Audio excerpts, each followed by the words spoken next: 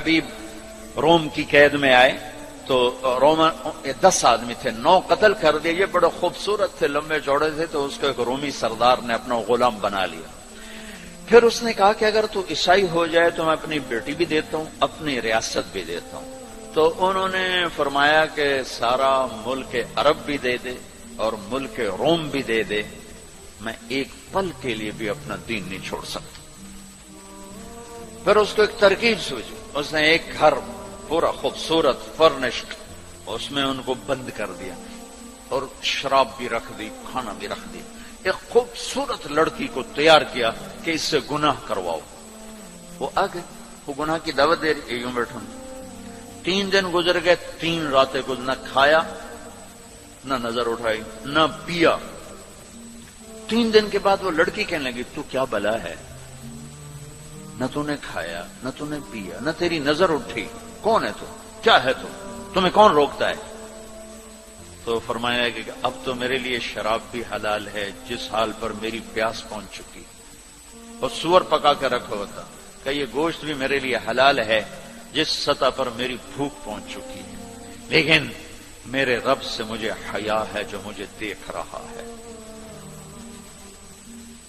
میں یہ کام نہیں کر سکتا. لڑکی 3 دن کی بجائے 30 دن یہاں بیٹھی رہے، میں یہ کام نہیں کر سکتا. میری جوانی امانت ہے، اس پہ داغ نہیں لگ سکتا. وہ کہنے لگی تیرے جیسے انسانیت کے تاج کو میں قتل نہیں ہونے دوں گی، میں تمہیں چھڑاؤں گی. باہر نکل کے کہنے لگی سردار تو نے مجھے کس کے پاس بھیجا ہے؟ لوہا ہے، نہ کھایا نہ پیا، یا پتھر ہے کہ ایک دفعہ اس نے نظر اٹھا کے نہیں دیکھا، میں کہاں سے اس پہ ہاتھ ڈالتا.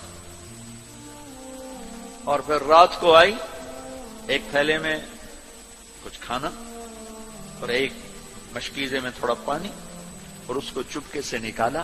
کہا کہ یہ دیکھو تارا، قطب ستارہ دیکھا، کہ اس کو یہاں رکھنا کندھے پر اور چلتے رہنا، رات کو چلنا دن میں چھپنا.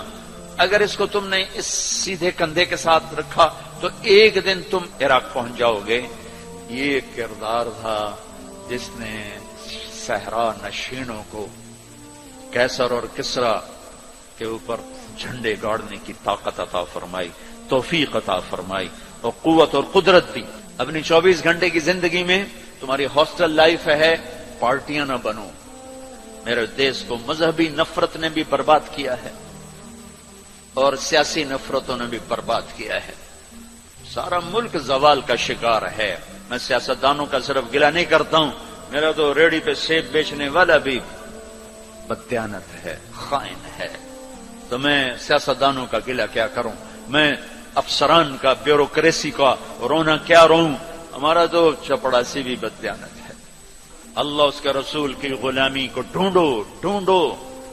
مذہبی نفرتوں کا شکار مت ہو.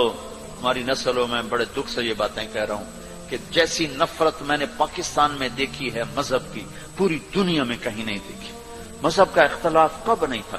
میرے نبی کی موجودگی میں صحابہ میں اختلاف تھا، نبی کی موجودگی میں اختلاف تھا. اختلاف ختم ہی نہیں ہو سکتا. محبت کرنا سیکھو.